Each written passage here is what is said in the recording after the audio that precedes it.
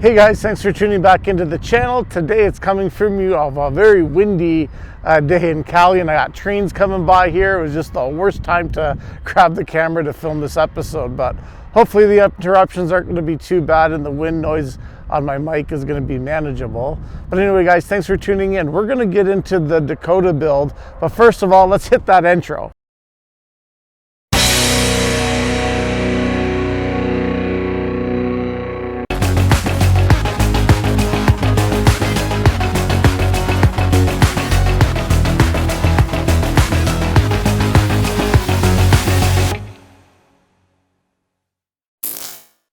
Well guys, I've been long overdue for a Dakota video, and I've got most of the stuff in, and the tires are now rounded to the rims and everything. So the next thing left is the lift.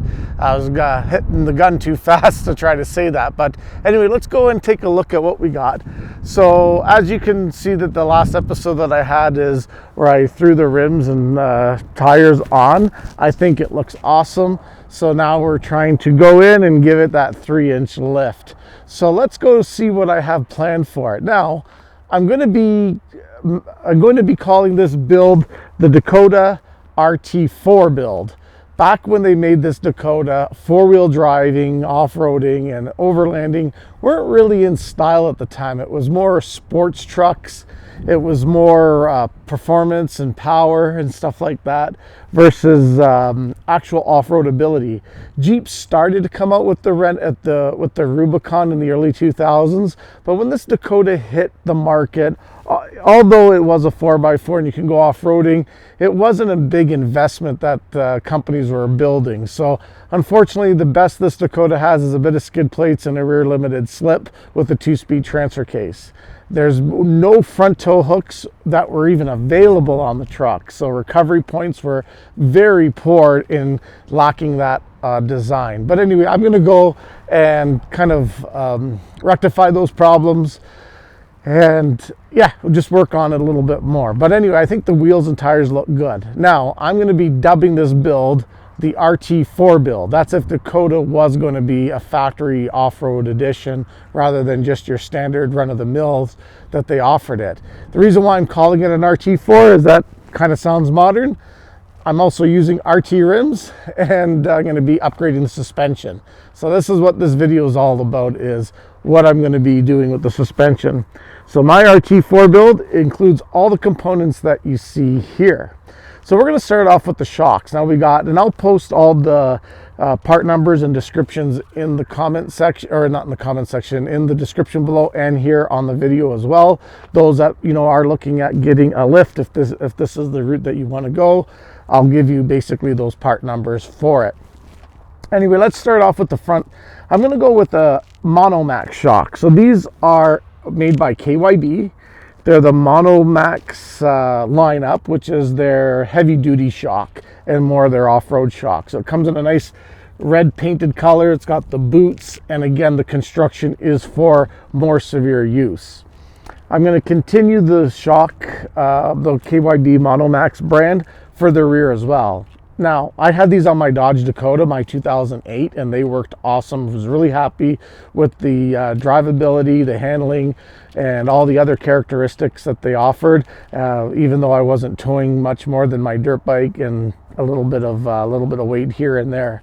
So I decided to go with that upgrade again. It's better than the factory shocks, and I don't know, I looked at some of the other Bilsteins and all that.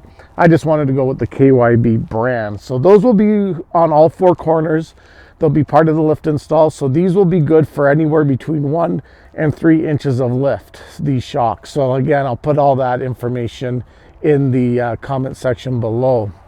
When it comes to the front, of course, with the Dakota, you're limited to the torsion keys or cranking up the factory ones. Now, obviously there's pros and cons with doing that, but with the factory torsion keys, I decided to go with the full kit. This kit that I'm going with, by the way, is going to be a complete kit. That'll be the Supreme suspension kit. And so these are the ones, these are the keys. They're very heavy duty. Oop, don't want that to blow away.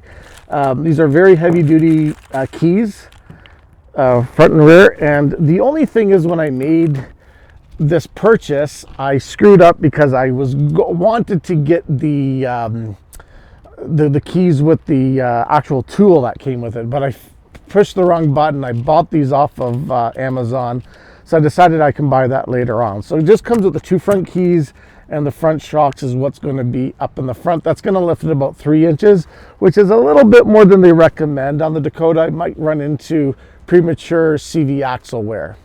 But again, I'm not putting a lot of miles on the truck. It's a weekend truck, so I'm not worried about it. When it comes to the rear, it's basically as simple as they get. You could have went add a leaf, or you can go with a block system. And I decided to do the blocks.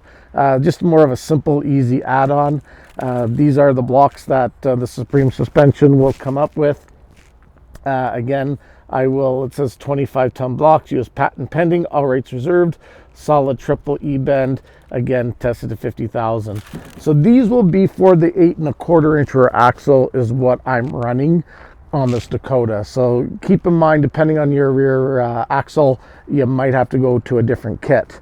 It also comes with shims and again, new U-bolt hardware. And that's basically the kit that's going to be going on this. It'll lift it about 3 inches on all 4 corners, which will be very amplified, a little bit more than I was hoping to go. I was thinking around 2 inch, but decided to go with 3 inch, not going to really hurt. And that will conclude the suspension upgrade for the Dakota RT4 package. I'll probably be doing this in the next few weeks. I got a garage that I'm going to be borrowing and then slowly doing this upgrade. One thing that Dakota, because it was more of a street truck, they put the rear anti-sway bar in the back. So that's going to be coming out, and I'm going to eliminate that altogether because I want more wheel travel and articulation rather than highway speed and stability. So it's just a choice that I'm going with. But anyway, everybody, if you're new here, and this is your first time watching the video, let me know what you think in the comment section. Again, hopefully this video helped you out, maybe make a decision or, give you some food for thought on some of the options that you can go with. The Supreme, obviously these are adjustable. You can go from 1 to 3 inches. These are the 3 inches, so that's basically what I'm going with. But you can get a smaller kit if you don't want to go up that high. So far, there's a little bit of rubbing with the tires. The tires are 265/70/17. They do rub on the front, a little bit on the wheel, on the mud flaps, but not too bad. It's definitely livable. With this kit, it should, in theory, eliminate all the rubbing. So we'll find out when that gets in there.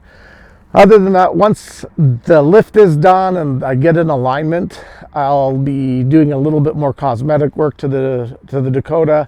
Then I'll be doing some pedestals installed for my dirt bike. They're just mounts that go in the back bed. I will put a video on that. And then basically the truck is done. It's just here to enjoy it, take it on some off-road adventures, and to haul my dirt bike around.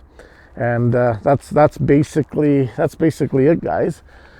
So once again, if you're new around here, hit like and subscribe. Welcome to Cordetti Motorsports. Hopefully you'll find this interactive and fun channel, and maybe we'll get under there and get some dirt on our hands and start wrenching on the Dakota RT4 to get her up to where she belongs. Anyway, guys, thanks for watching. We'll catch you on the next episode of Cordetti Motorsports. You stay loose for now.